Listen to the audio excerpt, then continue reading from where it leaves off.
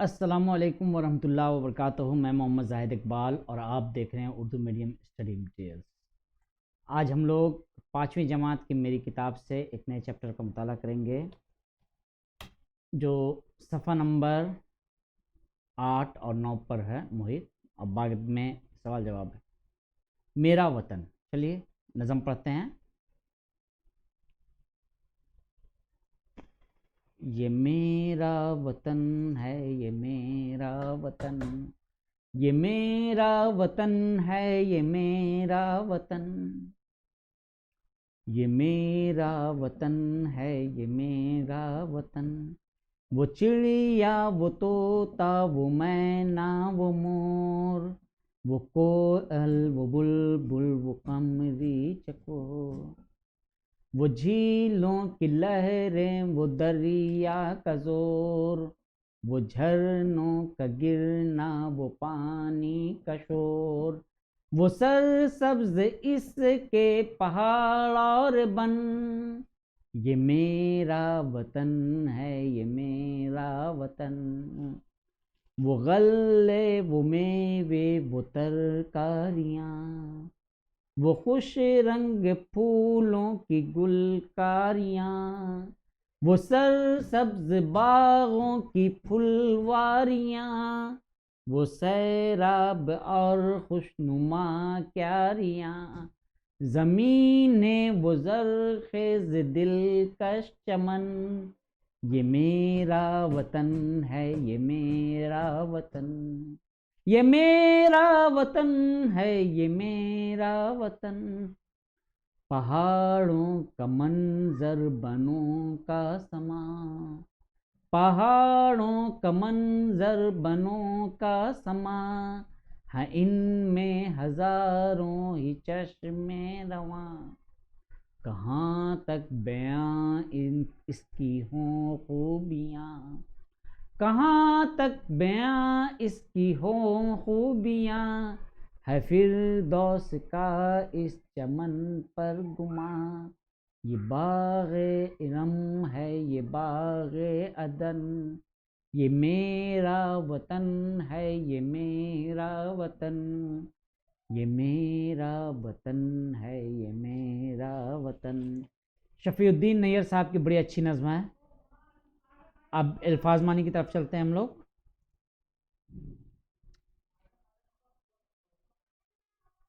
मैना एक अच्छी आवाज़ वाला परिंदा। कबरी फाख्ता की किस्म का परिंदा जिसकी आवाज़ बहुत तेज़ होती है। चकोर एक पहाड़ी परिंदा जिसकी आवाज़ बहुत खूबसूरत होती है और उसे चांद का आशिक कहते हैं। वन मतलब जंगल, सहरा, बियाबान। फुलवारियाँ फूलों का बाग, छोटा सा बाग। गुलकारियाँ गुल बूटे बनाना, फूल तराशना। जरखेज सरसब्ज शादाब। दिलकश मतलब खूबसूरत, दिल को भाने वाला। चमन बाग वो जगह जहाँ सब्जा और फूल हों। समा वक्त, रुत, माहौल। चश्मा ज़मीन से उबलता हुआ पानी। रवां जारी, बहता हुआ, तेज़। फिरदौस जन्नत। गुमा ख्याल, अंदाज़ा, वहम। इरम जन्नत। अदन बहिश्त जहाँ हज़रत आदम को रखा गया था। सोचिए और बताइए। अब आपको बताना है ये बच्चों को, आपने कौन कौन सी चिड़ियाँ देखी हैं, तो कुछ चिड़ियों का नाम बता दीजिए। टटरा टटरा रा रा रा। चलिए, बहुत आम तौर पर जो हम लोग देखते हैं, कौवा। O D D D D D. चलिए यहाँ लिखते हैं, है ना। कौवे को देखते हैं, कौवा। कबूतर। गिद्ध भी नज़र आता है ना। चलिए हो गया, बहुत हो गया। कुछ दरियाओं के नाम बताइए।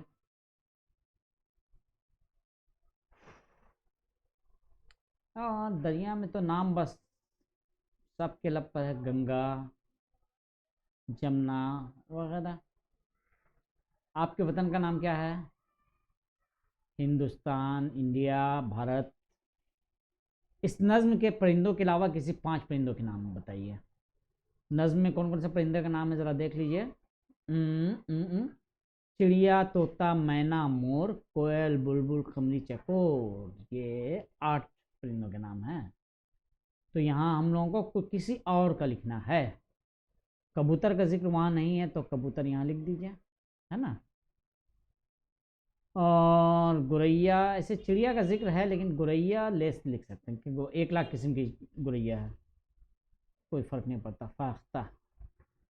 और चिड़िया अमूमी तौर पर तमाम परिंदों को भी चिड़िया बोल सकते हैं। तोता का जिक्र है, मैना का जिक्र है, वहाँ उल्लू का जिक्र नहीं है, पपीहा का जिक्र नहीं है, गिद्ध का जिक्र नहीं है, शाहीन का जिक्र नहीं है। बहरहाल बहुत हो गया, इतना काफ़ी है। 5 तरकारियों के नाम बताइए, तो इजी है। कौन कौन सी तरकारी आप लोग पसंद करते हैं? बैगन की तरकारी पसंद करते हैं? बैगुन बिंगो, बंगला में बोलते हैं बैगन, ठीक है। अच्छा आगे, फूल गोभी, है ना, जाड़े में बहुत पसंद। मटर, तरकारी में, अच्छा ये सब्जी की बात नहीं, तरकारी की बात हो रही है ना, चलेगा चलेगा चलेगा चलेगा चलेगा। और कुछ बताइए। बैगन, फूलगोभी, मटर, और अभी क्या बन रहा घर में? आलू की सब्जी, और क्या है?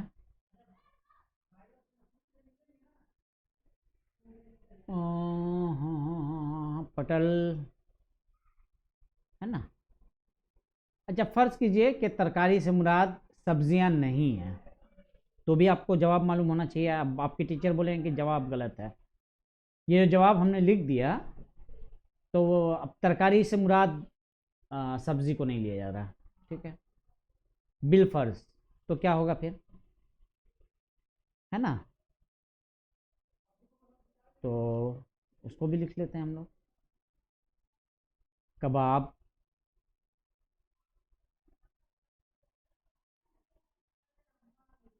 चिकन चिल्ली, भुना गोश्त, निहारी, और क्या हो सकता है?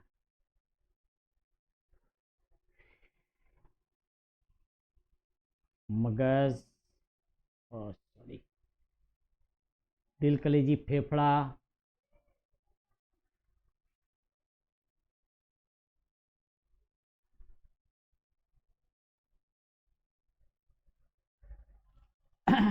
एक बार बच्चों को इसी तरह हमने दिया था कि घर में क्या क्या पकवान बनता है गोश्त के आइटम में, मतलब मटन, चिकन और बीफ के हवाले से।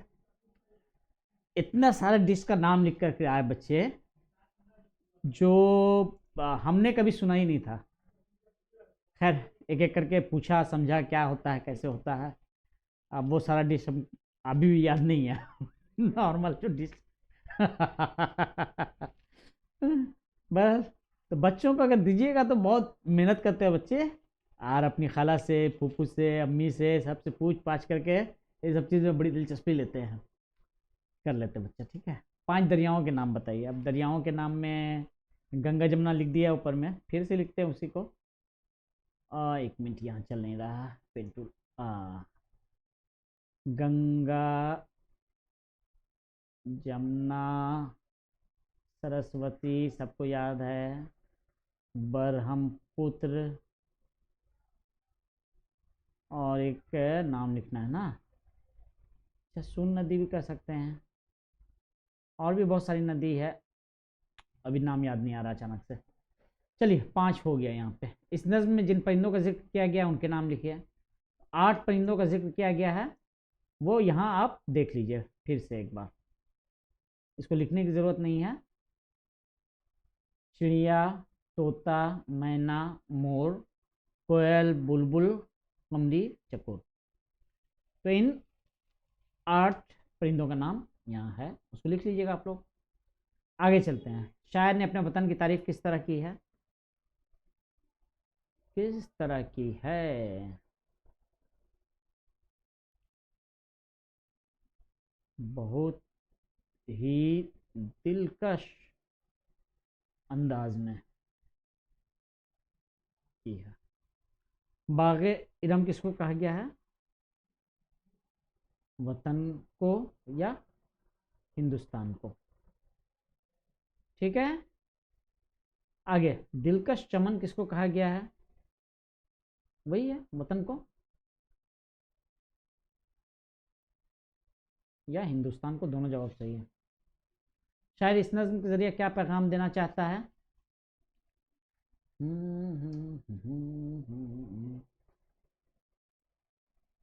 वतन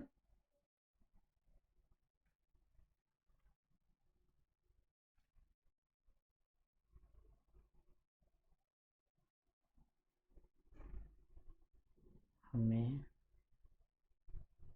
बहुत प्यारा है, प्यारा है, ये जन्नत नज़ीर है। चलिए इतनी काफ़ी है। अब जुमले बनाइए। जुमले तो आप लोगों को खुद से बना लेना होगा, फिर भी बताते हैं हमेशा, तो शॉर्टकट में कुछ बता देते हैं, देखते हैं क्या क्या जहन में आता है मेरे। फिरदौस,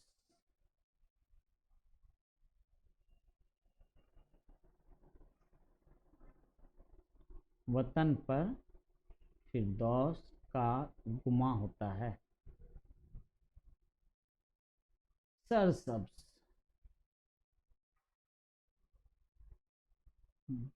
बारिश में सरसब्ज पौधे देखकर दिल खुश हो जाता है। जुमला बहुत बड़ा हो गया, वैसे 5 क्लास के लायक है जुमला, चलेगा। दिलकश,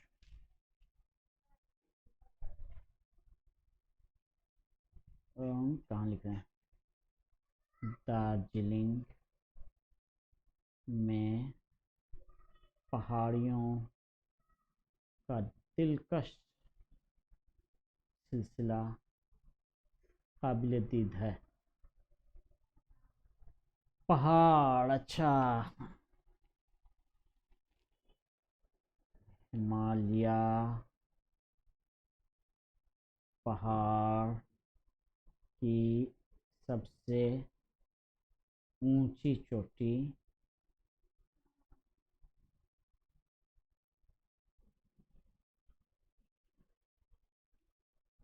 हो हो।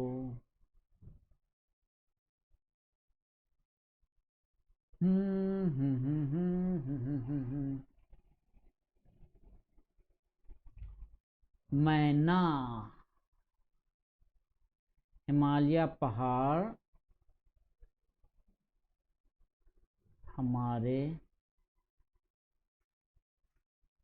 हिमालय पहाड़ हमारे मुल्क का मुहाफिज है। चलिए, मैना,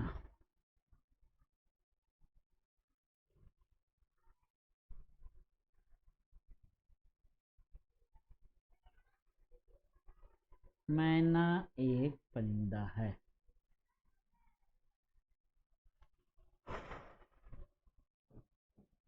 चलिए आगे चलते हैं। जिद बताइए। सरसब्ज का जिद समझ में नहीं आ रहा है। गिरना का उठना, खुश रंग का बदरंग, जरखेज का बंजर, गुमा का यकीन, गुमान नहीं है यहाँ पे, नून का नुक्ता नहीं है इसलिए इसमें भी नहीं होगा, यकीन होगा, गुमा का यकीन। सरसब्ज मतलब हरा भरा, तो कुछ लोग बता रहे हैं कि इसका होगा झाड़ी, कुछ लोग बता रहे हैं कि वीरान, लेकिन एक्यूरेट क्या होगा ये हम फैसला कर नहीं पा रहे हैं, इसलिए हमने दोनों लिख दिया है। हिमालय पहाड़ की सबसे ऊंची चोटी का नाम एवरेस्ट है, लेकिन लिखते वक्त मेरे जहन में आ नहीं रहा था। ठीक है, देखिए अभी जहन में आ गया है, एवरेस्ट। तो अब जहन में आ ही नहीं रहा था, तो हमने उसकी जगह जुमला चेंज कर दिया, हिमालय पहाड़ हमारे मुल्क का मुहाफिज है। होता है, आदमी के जहन से निकल जाता है। और चलिए आगे चलते हैं। जीन्स बताइए। चिड़िया, चिड़िया मुअन्नस है, चिड़िया उड़ रही है। पानी मुजक्कर, बल्कि सब यहाँ मुजक्कर है। पानी, दरिया, बाग, पहाड़ और चश्मा, सबका सब मुजक्कर है। ठीक है। और यहाँ गलती से रह गया मुजक्कर मुअन्नस। असल में ये गलत है, गलत इमला, और ये सही इमला। ठीक है। कमरी, जोर, जे वाव जोर। गुलकारियाँ, वतन, मंजर। चलिए आगे। वो सर सब्ज, क्या होगा? वो सर सब्ज इसके पहाड़ और बन। गुमा, गुमा गुमा गुमा गुमा गुमा है फिर दोस्त का इस चमन पर गुमा है, फिर दोस्त का इस चमन पर गुमा। वो गल्ले वो मेवे, वो तरकारियाँ, पानी का शोर, वो झरनों का गिरना, वो पानी का शोर।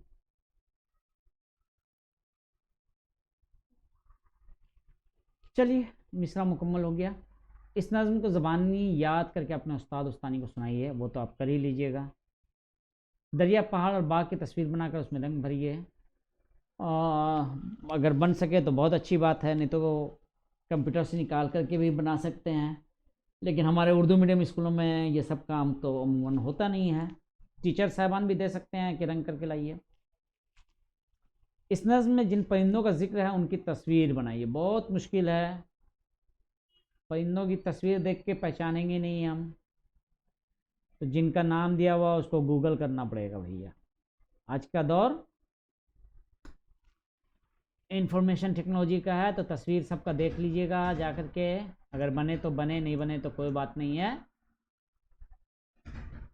ठीक है। तो ये आज का काम हो गया। फिर अब जल्दी मिलेंगे नए चैप्टर के साथ। अगला चैप्टर है ईमानदारी का फल। बहुत अच्छा चैप्टर है, खूब मज़ा आएगा इंशाल्लाह। तो उसको हम लोग पढ़ेंगे। तब तक दीजिए इजाज़त। अल्लाह हाफिज़। अस्सलाम वालेकुम वरहमतुल्लाहि वबरकातुहू।